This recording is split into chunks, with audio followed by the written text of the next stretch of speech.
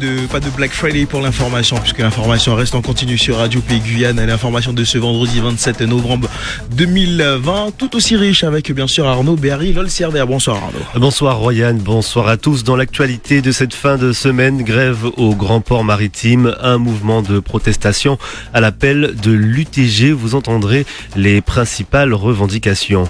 Les assises de l'agriculture, c'est en ce moment en Guyane. Rencontres, conférences, débats avec les acteurs du secteur sont au programme.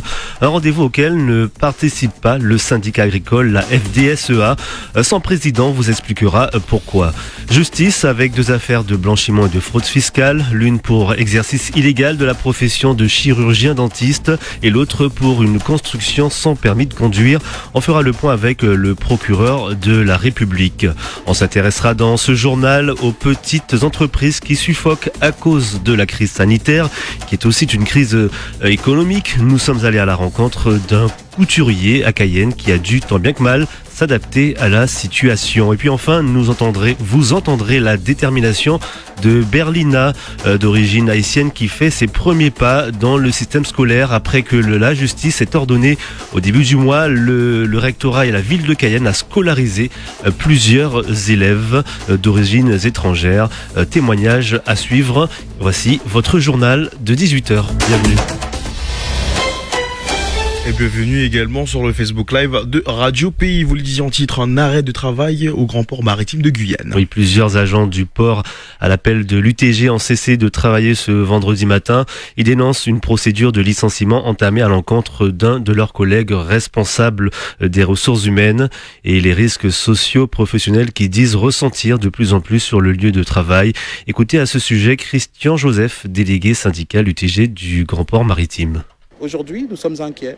C'est pourquoi nous avons décidé de marquer un arrêt pour que la direction se rende compte que ce n'est pas une fiction, mais c'est bien une réalité que la souffrance au travail nuit à la qualité du travail, ça nuit aux relations entre collaborateurs, et puis ça nuit à l'image de l'institution, puisque nous sommes quand même fiers de porter les couleurs de notre grand port. C'est notre institution, c'est un outil au service de la Guyane et c'est pas normal qu'on puisse avoir des collaborateurs qui sont peut-être amenés à réfléchir autrement et voir leur évolution ailleurs qu'au GPM Guyane. Ils sont là normalement, ils font leur travail, ils doivent être respectés, ils doivent être protégés justement des agissements de cette direction. Christian Joseph, délégué syndical UTG du Grand Port Maritime, il répondait à Clément Buzalka. Les assises de l'agriculture, c'est en ce moment en Guyane. Un rendez-vous porté par la collectivité territoriale. L'objectif, élaborer le développement des filières agricoles et agroalimentaires pour la période 2021-2027. Un rendez-vous auquel ne participe pas la FDSEA, la Fédération départementale des syndicats exploitants agricoles. Ses membres préfèrent agir sur le terrain. Il y a un manque de cohérence pour Christian Epailly, le président de la FDSEA. Il déplore la construction d'un nouveau poste frontalier en Guyane. Dans le contexte actuel, avec tout ce qui se passe, je ne sais pas s'il y aura vraiment une finalité après sur le terrain.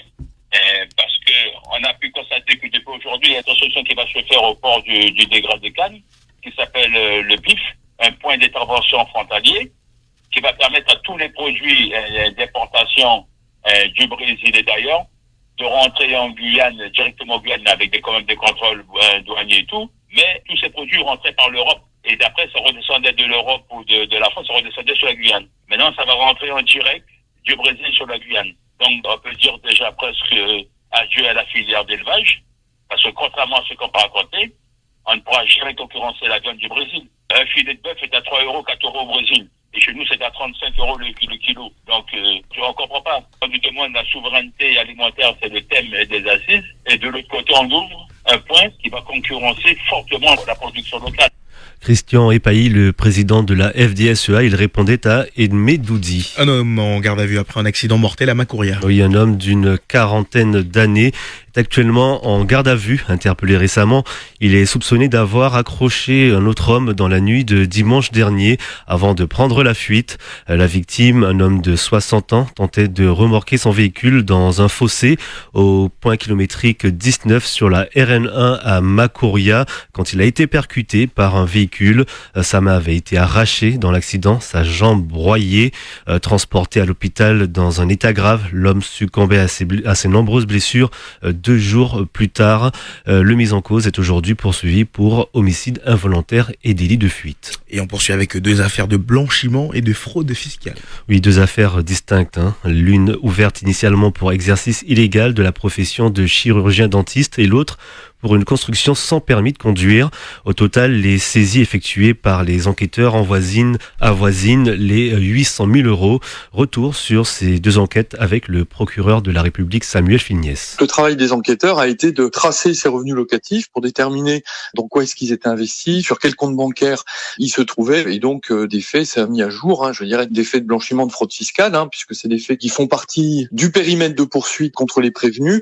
Et puis parallèlement, le groupe interministériel de recherche a travaillé à l'identification du patrimoine de ces personnes, et donc nous a proposé un certain nombre de saisies qu'on a sollicitées au juge des libertés de la détention et qui ont été accordées par le juge des libertés de la détention. Ces saisies, elles portent sur 800 000 euros dans les 2 procédures. Je crois que c'est à peu près 500 000 euros pour une procédure et 300 000 euros pour l'autre procédure. Donc elles portent sur des biens immobiliers, puisqu'il y a plusieurs biens immobiliers qui ont été saisis. Elles portent aussi sur des créances locatives, donc c'est l'argent qui est dû par les preneurs aux bailleurs et qui va permettre, je dirais, au trésor public de retrouver les sommes qui lui sont dues. Samuel Fignès, le procureur de la République, il répondait à Victor Zamit. À noter que depuis le début de l'année, 2,5 millions d'euros d'avoirs criminels ont été saisis en Guyane par l'autorité judiciaire. Le préfet de Guyane, Marc Delgrand, a dit au revoir lors d'une cérémonie de départ ce matin. Oui, des adieux en présence de plusieurs élus et de nombreuses personnalités de la société civile. Il devrait s'envoler vers l'Hexagone lundi prochain. On rappelle que Marc Delgrand n'a pour l'instant pas de nomination après son départ de la Guyane, mais il sera remplacé en tant que préfet par Thierry Kefelec, administrateur supérieur actuellement des îles Wallis et Futuna. Radio Pays, la suite du journal, Arnaud Béhari Lolsirder. Place au point épidémiologique comme chaque jour. Oui, 20 cas déclarés positifs au Covid-19 ce vendredi 27 novembre sur 359 tests réalisés. Alors dans le détail, 13 cas sur l'île de Cayenne, 5 à Kourou, 1 cas à Saint-Georges de l'Oyapock et également un cas en cours d'investigation. Au total, on compte 11 158 cas positifs depuis le début d'épidémie. Du côté des hospitalisations, 13 patients sont hospitalisés et 1 patient est en réanimation. Et enfin, on le rappelle, 70 personnes sont malheureusement décédées du Covid-19 en Guyane. Toujours dans l'actualité du coronavirus, les pharmacies de Guyane sont prêtes à faire passer les tests antigéniques afin de se faire dépister du Covid. Selon l'ARS, près de 67 pharmaciens ont été formés cette semaine aux méthodes de prélèvement. D'ici lundi midi, au moins 24 pharmacies sur les 49 du département proposeront ces tests antigéniques bien plus rapides que les tests PCR. La crise sanitaire a fait mal aux entreprises. Oui, les mesures restrictives et surtout le confinement ont fortement impacté les entreprises en Guyane. Les plus touchées sont d'ailleurs les petites structures. Certaines ont dû déposer le bilan, renvoyer du personnel ou encore déménager. C'est le cas de Tony, un couturier. Il tenait une boutique TM Design en centre-ville de Cayenne, mais a dû relancer en août dernier. Tony a trouvé un autre endroit pour poursuivre son activité. Edmé Doudi s'y est rendu. C'est dans une boutique aménagée dans son propre salon que Tony reçoit désormais ses clients. Une boutique, il en avait une installée avant en centre-ville de Cayenne. Avant la crise, les boutiques, ça marche parce que comme on n'était pas limité dans les prêt-à-porter, on avait des sous-mesures aussi. On avait développé une clientèle en plus. Donc ça va à cette époque-là très bien. Couturier de métier depuis 30 ans, il avait enfin lancé avec son épouse sa propre entreprise il y a 2 ans. Le rêve de toute une vie, mais ça, c'était avant la crise sanitaire. À ce moment-là, on avait un recul au niveau de la clientèle parce que toutes les activités sociales, les fériés, les mariages, les baptêmes, Donc, effectivement, ça avait un toll sur notre chiffre d'affaires parce que les clientèles, ils avaient nulle part pour sortir. Les gens cherchaient seulement les alimentations et des masques. La confection de masques, une des alternatives trouvées pour s'en sortir. Il faisait partie des couturiers sollicités par les collectivités. On avait quelques mois où on était vraiment soutenus par le CTG parce qu'on avait fait pas mal de masques et ça, c'était un très grand soutien pour notre situation. Malgré cela et les aides de l'État, ça n'a pas suffi pour garder leur local. À cause de ça, on est déménagé, on est décidé, on va faire les travaux chez nous parce que c'est important pour avoir l'endroit chaleureux pour recevoir les clientèles. Aujourd'hui, on est toujours en train de regarder si on peut vraiment continuer parce que dehors de tout ça, on a toujours les charges à payer. On espère toujours les choses reviennent comme normal. Ce n'est pas comme avant, mais Tony garde le sourire. Malgré la crise, il a choisi de ne jamais abandonner. Voilà un reportage signé Edmé Doudi avec un couturier, Tony, en difficulté à cause de la crise sanitaire. Une jeune collégienne d'origine haïtienne qui découvre le système scolaire français. Mais souvenez-vous, au début du mois, une ordonnance dite historique du tribunal administratif de Cayenne imposait le rectorat de Guyane et la ville de Cayenne à scolariser dès que possible 18 enfants privés d'école. Alors parmi eux, Berlina Wood-Louis. Elle est arrivée en Guyane il y a 1 an et n'a jamais été scolarisée ici. Désormais, la jeune fille de 14 ans est scolarisée au collège Concorde à Matoury dans une classe spécialisée dont les élèves n'ont pas le français comme langue maternelle. Et pour elle, la connaissance est la clé du succès. On l'écoute. En fait, je suis tellement contente parce que si j'ai pas de la connaissance, je peux vivre, mais pas une vie sérieuse. Parce que sans la connaissance, vous ne pouvez rien faire. En fait, la connaissance, c'est la clé du succès. Une personne qui est allée à l'école, c'est une bonne chose.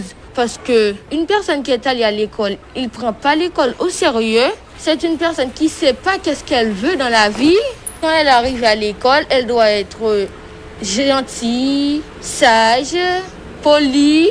Un enfant qui était à Haïti, qui n'était pas scolarisé et qui est venu en Guyane, qui sait ce qu'elle veut, elle doit faire attention de ne pas faire n'importe quoi. Quand elle arrive à l'école, elle ne doit pas être au taquin. En fait, elle doit rester prudente, elle doit être sage, elle doit respecter la maîtresse, elle doit respecter le professeur, le directeur, la directrice. Voilà la détermination de Berlina, une jeune collégienne d'origine haïtienne à Matoury.